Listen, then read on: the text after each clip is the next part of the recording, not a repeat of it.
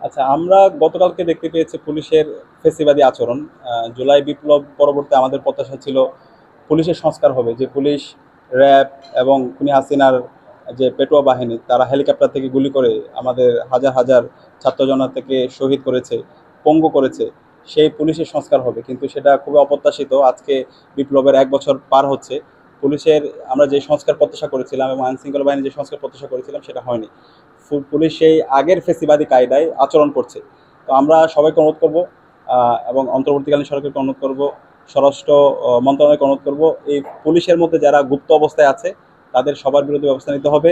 যারা আমাদের ভাই বোনদেরকে খুন করেছে, যারা হেলিকপ্টার থেকে গুলি করে আমাদের ভাই বোনদেরকে শহীদ করেছে, এই প্রত্যেক পুলিশ সদস্যের বিরুদ্ধে আইনানুগ ব্যবস্থা নিতে হবে।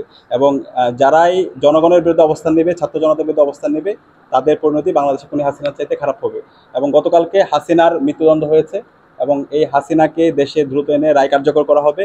এবং হাসিনার যারা দোষর আছে প্রত্যেকের এই স্বাধীন বাংলাদেশে বিচার হবে। বাংলাদেশে আর হাসিনা এবং তার দোষরদের রাজনীতির কোনো অধিকার নাই। তাদের রাজনীতি 5 আগস্ট ক্লোজ হয়ে গেছে, এবং গতকালকে মৃত্যুদণ্ড রায়ের মাধ্যমে তাদের সবাইকে কবর দিয়ে দেওয়া হয়েছে। এখন রায় কার্যকর করার মাধ্যমে আমরা নতুন বাংলাদেশের, আমাদের যে স্বপ্ন, শহীদের আকাঙ্ক্ষার আলোকে বাংলাদেশ, সে বাংলাদেশ আমরা সবাই, বাংলাদেশ পন্থী যারা আছে আমরা সবাই মিলে বিনির্মাণ করবো। ঠিক আছে।